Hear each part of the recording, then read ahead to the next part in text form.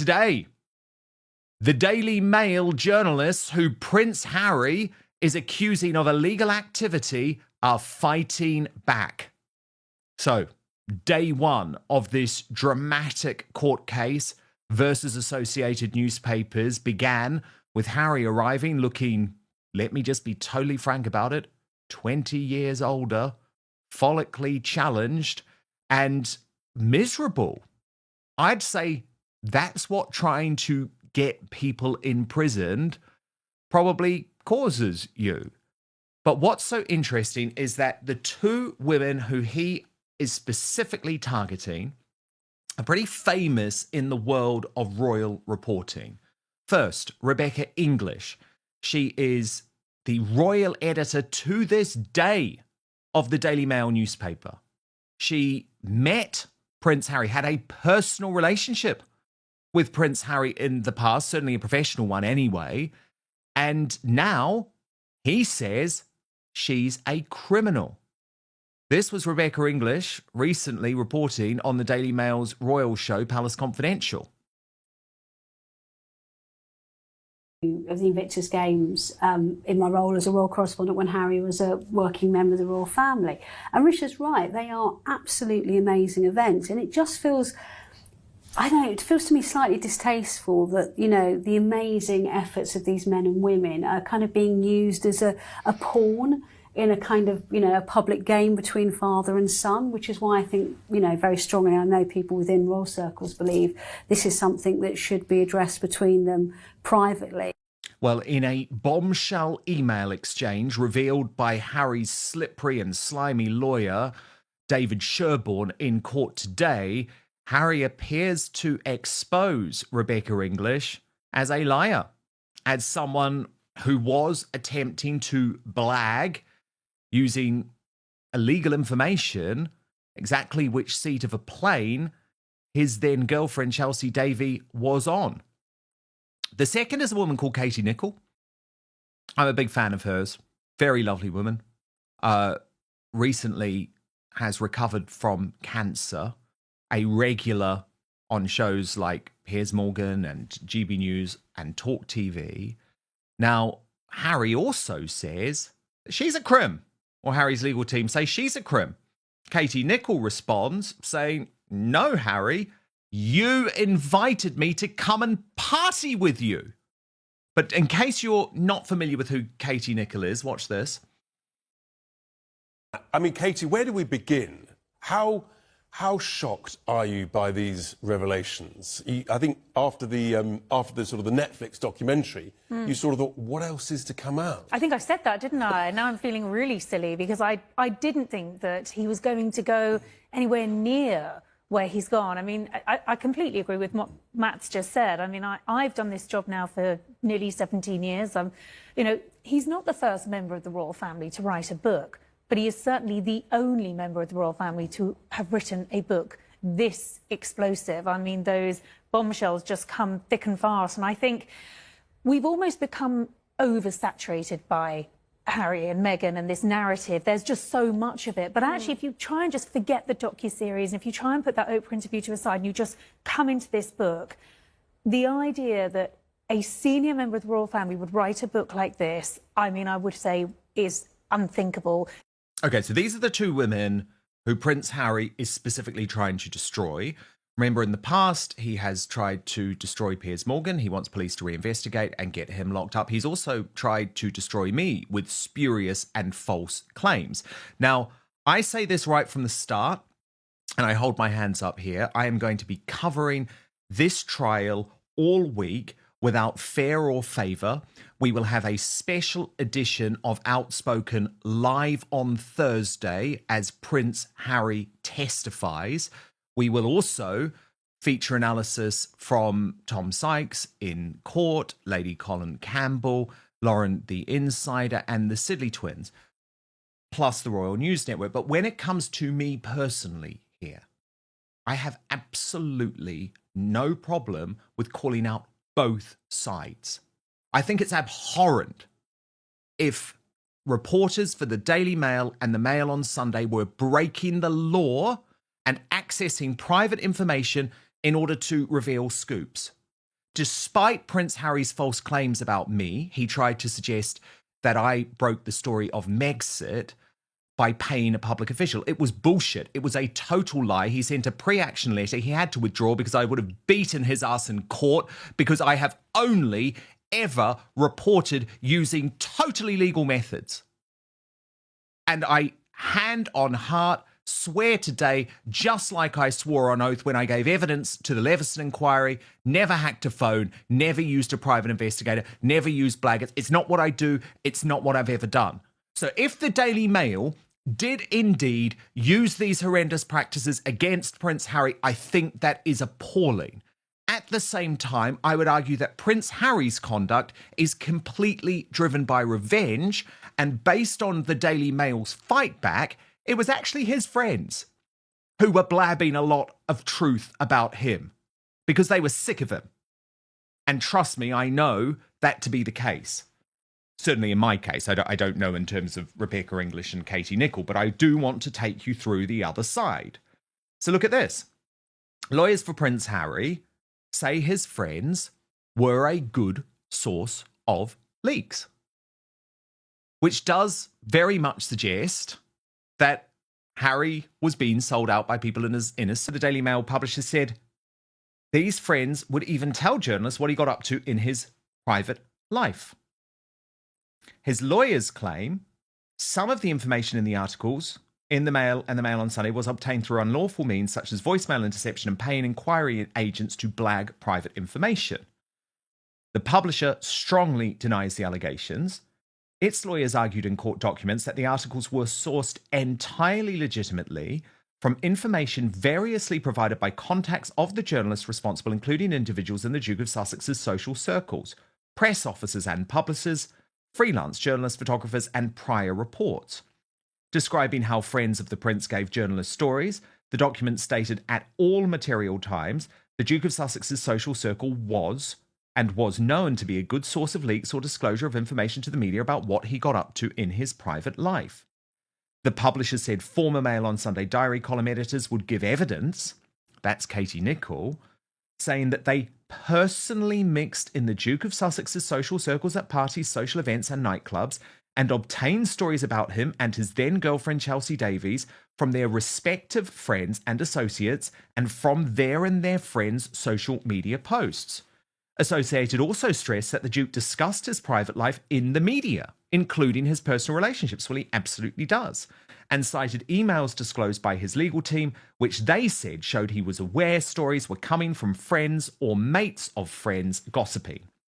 Lawyers for the publisher also argued that Katie Nicholl, who we saw there on the Piers Morgan show, socialised with the Duke's friends and even the Duke himself.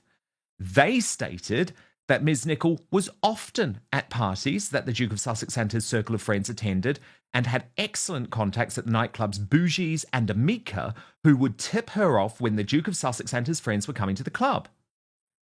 She states from April 2003, when Ms. Nicholl met the Duke of Sussex at Kensington Roof Gardens and was invited by the Duke of Sussex to join him and his friends at a private party, Ms. Nicholl socialised with the Duke of Sussex and his friends.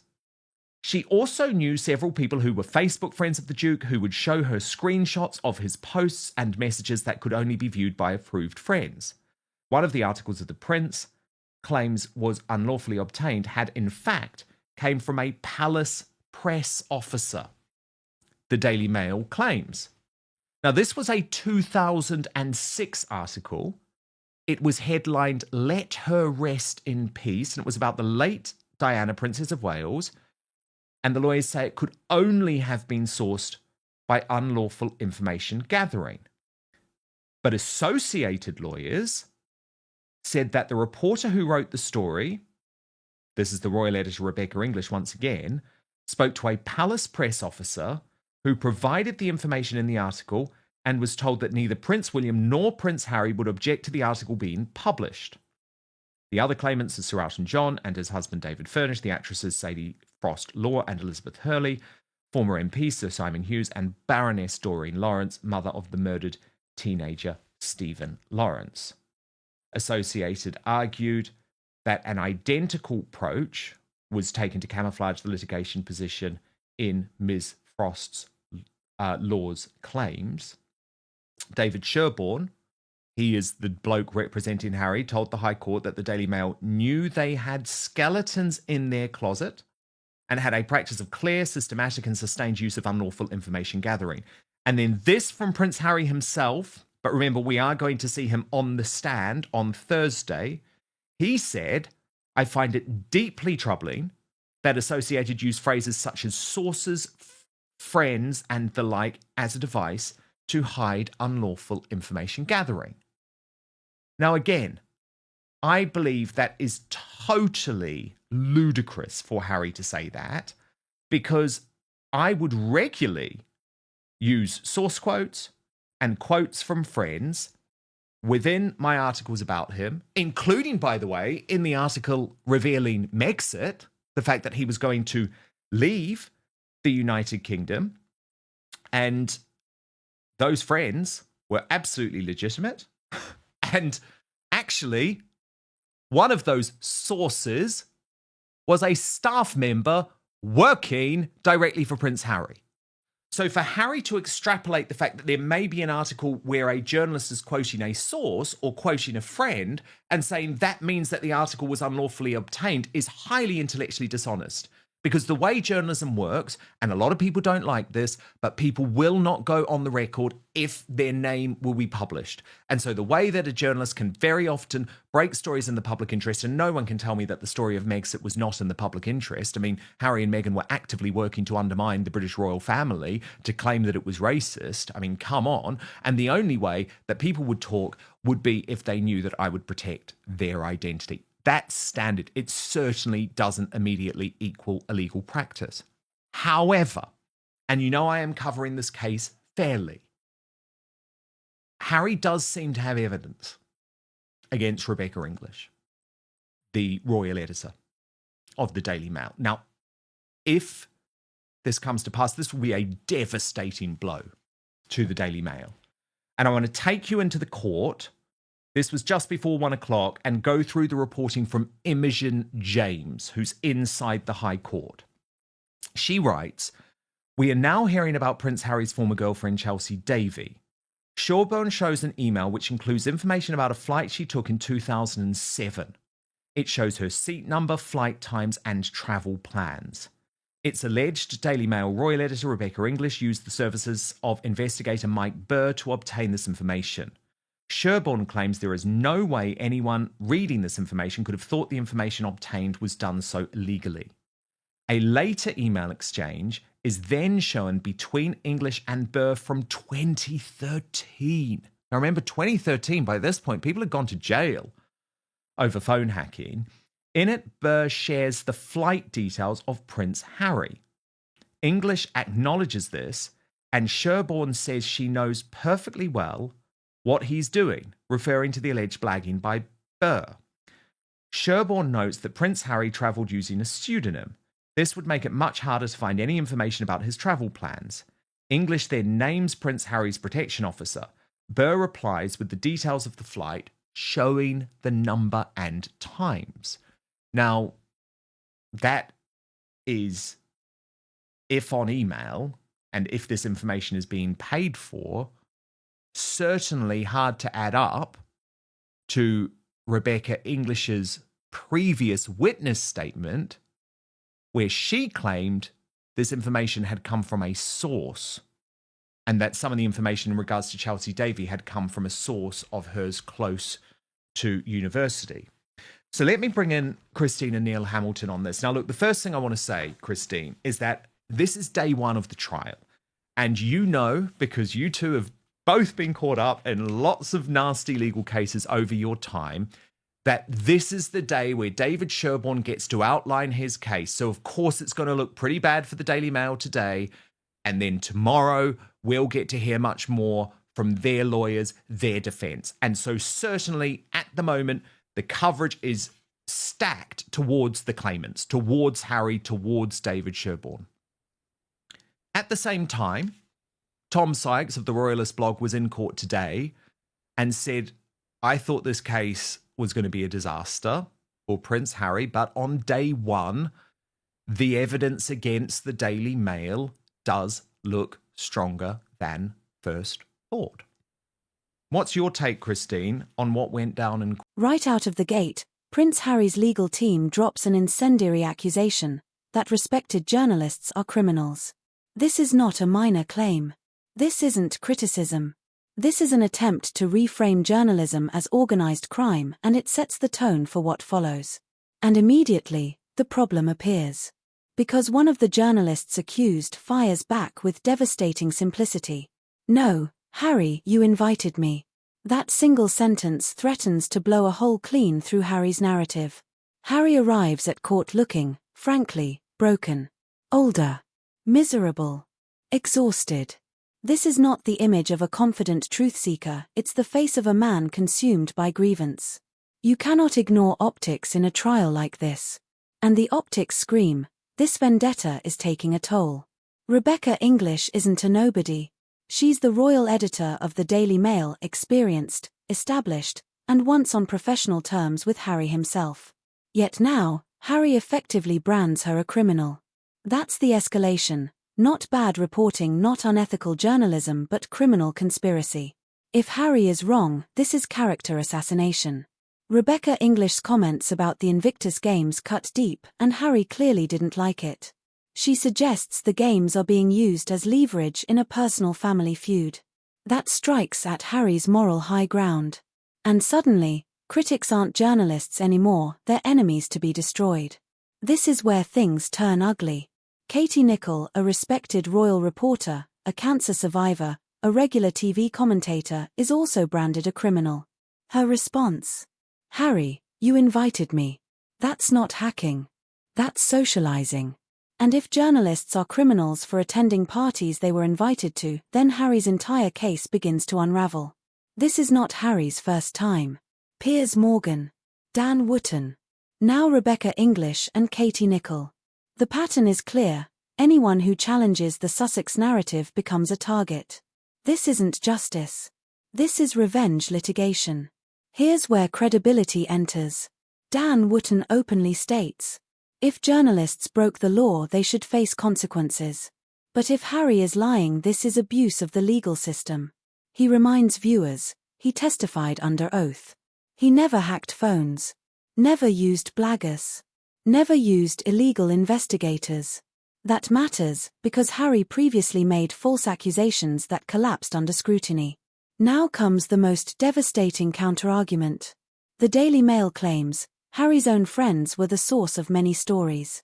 Not hackers. Not criminals. But people sick of him. And this is crucial, because it suggests Harry wasn't betrayed by the press, he was betrayed by his inner circle. Court documents allege journalists mixed openly with Harry's social circle.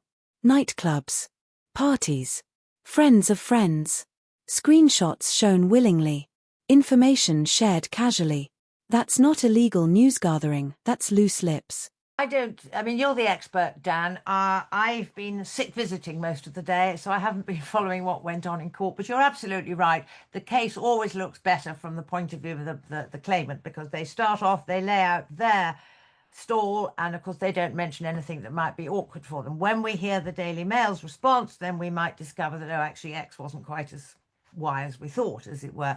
But nobody in a million years supports sort of illegal hacking, etc. that went. I mean, we were the subject of that. We have a very nice letter in our loo from the News International apologising, etc., etc. And we had a nice cheque to bank all those years ago.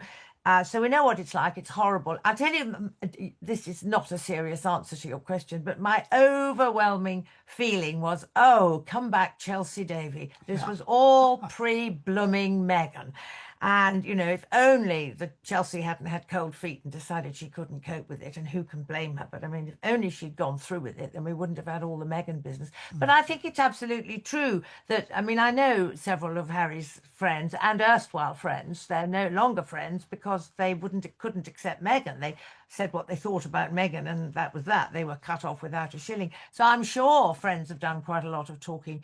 It, you know, a court case is a forensic experience, and it will all be gone through with the most boring, unbelievable fine-tooth comb detail, and I just hope at the end of the day we get to the truth. But Neil's the lawyer, so what do you think? Well, I obviously wasn't in court, so I have no idea. And I don't know what evidence the Daily Mail is going to adduce to undermine the claims that are being made by Prince Harry. I must say, considering that this is a mega expensive case where the costs are likely to approach 40 million quid, can you believe, if it lasts the full 9 weeks that it's anticipated it will, that the Mail and associated newspapers would be taking the risk on this, and that they haven't folded up like the others, like the Sun before them. If they're not reasonably confident, they'll be able to persuade a judge. Who knows? It's very difficult for outsiders to get any feel for this at all, particularly on day one. Yeah, I mean, the So we'll stakes see. could not be higher, and I'll come to them in just one moment. Elton John, he is utterly central to this because he is the guy who introduced Prince Harry to his lawyer, slippery guy, David Sherborne. And we know that Harry has this long connection with Elton, who was friends with Princess Diana, even though it was certainly a tempestuous relationship, and performed at her funeral, sung Candle in the Wind famously. Well, he came out with some shocking information today too. Again, if true, let's wait to see the evidence, but no one can support this. Just before 2:00, it emerged that Elton John said he felt his home was violated by alleged unlawful news gathering. In written submissions by Sherborne, Elton and his husband David Furnish say they're horrified that their personal friendships were allegedly used against them to steal information. Then there's the shocking bit. The couple accuses the Daily Mail publishers of invasion of medical details surrounding the birth of their son Zachary and the stealing of his birth certificate before we even had a chance to see it ourselves. That is a direct quote from Elton John and David Furnish. Now, Neil, if that proves to be true, that is of the highest level of seriousness. I mean, when you come into a national newspaper as a journalist, remember, I entered Fleet Street in 2007 after the phone hacking scandal. It was abundantly clear where the legal and moral lines were. And in the United Kingdom, even the thought that you try and write something about someone's private health information or that you access medical records or something like that, it's like, there's no passing go. You're going straight to jail. So again, we've got to wait to see the evidence. But if there is any proof of this, the Daily Mail is in deep trouble. But obviously, we've got to see the proof. Yeah. Of course, a birth certificate is actually a public document, so it wouldn't be possible to steal it as such. You could get it from the register office if you know the identity of the child. So who knows? But I've known a few scumbag so-called journalists in my time who would stop at nothing to get a scoop and a story. I'm talking about a long time ago, of course, perhaps in a different era, journalistically speaking, when a lot of naughty things were done, and some big cases have helped clean things up a very great deal, in my opinion. But it does seem to me extraordinary that the Mail is continuing so vigorously with its defence if they're not reasonably confident that what they've got is going to undermine the case against them. Who knows? Of course, you get caught up in legal proceedings, things happen, you can't control the process. You've no idea what people are going to say in court, actually, what new issues and lines of argument, evidence are going to appear, which were not anticipated in the first place. But the thing is, Christine, it's a highly random process. But in some ways, the Daily Mail has to take this punt, though, because if they lose, but likewise settling would have included some type of admittance of illegal activity. Now, remember, for News UK, which is the owners of The Sun and owners of the former newspaper, The News of the World, and for Trinity Mirror, which owns the Daily Mirror and the Sunday Mirror, there has long been an acknowledgement of widespread illegal activities within their companies. Okay, News UK say it happens at News of the World and not The Sun. Yeah, right. Do you know what I mean? They were all at it years ago. Before I was at any of these newspapers, they were all at it. But for the Mail, they always drew this very, very clear line. Now, of course, the Daily Mail and Paul Dacre currently trying to do a deal to buy the Daily Telegraph. There would obviously be pressure for the police to open up criminal investigations if the Daily Mail had indeed lied in its submission to the Leveson inquiry. I mean, you could argue the very future of the Daily Mail as a media company in this country is on the line with this case. So that's why Harry, even though I think he is making a big mistake personally, because look at him. I mean, the toll this is taking on him, he's aged about 20 years. You know, this is not a fun thing. But he views himself as a dragon slayer. Yeah. That his age, he's living with Meghan, for heaven's sake. That's aging. True. Good point. Good point. Very good point. Yeah, maybe the High Court is preferable to living with Meghan. Can you well, imagine? indeed, because guys, I've got to show you this. Did you see this video that they posted on Instagram? Okay, I'm going to show you this. So basically, it's what like being we've gripped by, so it's like being gripped by a scorpion. Yes, well, what we've done. Well, it was actually the Sidley twins, my friends, the brilliant Sidley twins of Twin Talks. What we've done is juxtapose some of Meghan Markle's high-minded words about, you know, how she really has to live in life and not prove anything to anyone with this ludicrous new social media video. Watch. I'm trying to prove something. To prove that you're enough. You have to prove that you're pretty enough. You have to prove that you're smart enough. You prove that you're a good wife or a good friend. And I was like, I am just so done with the prove it game. Yes. When you get to the place where you feel I don't have to prove anything to you anymore. I don't have to prove that I'm a good person. I don't have to prove to you that I'm a good wife or mom or friend. I don't have to prove that I work hard. And it can be really freeing when you stop playing the prove it game. You're proving nothing to anyone other than to yourself. But actually, what she's trying to prove, Christine, is we're so in love. I mean, I've got some grabs. Look at Harry's face. He's like, how did my life come to this? Oh dear, oh dear. What did you think of it, Christine? Honestly, I usually, when I wish I hadn't seen it, I really do. I'm so fed up with her bleating on about proving this and proving that. And just get on with your life and let everybody else get on with theirs. Stop banging on. I don't want you to prove anything. I just want you to stay over in Monte Chateau and just get out of my life. But this business that she's always got to prove something. No, she hasn't. What's she got to prove? She hasn't got to prove anything. I've got to prove I'm a good mum. I've got to prove I'm pretty or whatever she said. Yeah, she's got to prove she's a hard worker, and I think that'll take some doing. It's pathetic. It will. Absolutely pathetic. But look, I know a lot of people find this case trying, and I get it, but it is important. There is a lot at stake here. Harry's reputation is on the line, and the Daily Mail's reputation is on the line. There is, but supposing Harry loses, where's he going to find 40 million? 100%. I mean, it could. I mean, there is insurance, but there is only insurance to a certain extent. So you know, there's a lot on the line for these people. But look, the big day is Thursday. We will be live. Harry is in the dock, and we have a special live broadcast at 7 p.m. UK time, 2 p.m. Eastern, 11 a.m. Pacific. Tom Sykes will be in court, and we'll have analysis from Lady Colin Campbell, the Royal News Network, and the Sidley twins. But to the wonderful Christine and Neil Hamilton, my superstar panel today, thank you both so much. Christine, we've got to find a way to get you back on X. Come on, Elon. Yeah, well, we need Britt Basilak's back on X. I feel as though my right hand's been cut off. And not because I use it all the time. No, but you need it. News. The number of times in the day, I think I must find out what's going 100%, on. and we need you on it. We need you on it. No, look, I love X, but it's not good how difficult it is for people to get their accounts back. But thank you both so much. We're going to keep fighting for that. And of course, we will reveal today's gracious Britain and Union jackass in just one moment. First, your feedback, though.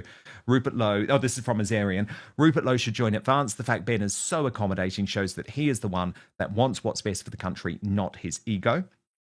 Susan Daltrey. Thank you, Susan Daltrey. She says, funny, Ben, how Rupert doesn't want anything to do with Advance. Why, after all this time, has he not gravitated towards you? Niche said it's going to be a generic and Yusuf leadership battle. That's to succeed Nigel Farage. I think that is absolutely true. Karen E says, as much as I love Rupert, I will not abandon Ben Habib. Rupert, please join, advance. And against animal abuse says Farage, a turncoat in a flat cap, wax coat wearing fox hunting lover who also had a bank account used by the royals. What the F has that got to do with the working class? Shut up, Nigel. You sound like Stummer. Okay, let's get to today's greatest Britain and Union Jack as a reminder of the nominees. Geeta Guru Murty. She is the BBC presenter who hissed. You saw her hiss, didn't you? When that rapper, DC3, said, oh, one of my heroes is Jesus Christ. Well, if you're at the BBC, that is a very bad thing. Tony Blair, and he was nominated by, let me tell you, Geeta Guru Murty, I've got to say, was nominated by Matt Cass. Nominated by The Grift Report. Tony Blair was nominated by Matt Cass for being a destroyer of peace, but yet again getting on the gravy train by joining the Gaza Board of Peace. Tony and Lord Faulkner, nominated by Real Cass for his stance in the Lords on the assisted dying bill. So let's get to your results. In third position with 7% of the vote, Lord Faulkner. The runner-up with 28% of the vote, Geeta Guru Murty. But today's Union Jackass, the worst Briton in the world today with an overwhelming 65% of the vote, it is the former British Prime Minister Tony Blair. And today's greatest Briton, nominated by Coastal Pat 875, Ben Habib, who says, finally voicing that he's open to collaborating with Rupert Lowe. Come on, this is what we need, and we need it now. One of Harry's claims hinges on an article that he insists must have been illegally sourced. But the defence says it came from a palace press officer with no objection from Harry or William. If that's true, Harry's case collapses under its own weight. Harry's legal claim suggests if an article uses anonymous sources, it must be illegal. That is intellectually dishonest. Anonymous sources are core to journalism. Without them, Watergate doesn't happen. Megxit isn't revealed. Power goes unchallenged. Confidential not equal to criminal. Now we reach the danger zone for the Daily Mail. Emails allegedly show flight details, seat numbers, pseudonyms, possible investigator involvement. If proven unlawful, this would be catastrophic for the paper. Even Dan Wootton admits, if true, this is devastating. But it's day one. And allegations are not verdicts. Day one always favours claimants. The defence hasn't fully spoken yet. Even Tom Sykes admits. This case looks stronger than expected so far. So far is the key phrase.